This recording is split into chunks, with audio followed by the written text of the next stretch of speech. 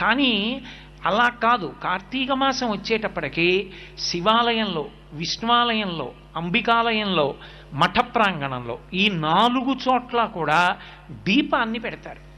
మీకు 12 నెలలు ఉన్నప్పటికీ కూడా 12 నెలలలో ఏ నెలలో పెట్టే దీపానికి కూడా ఆ నెలతో దీపం పేరు లేదు.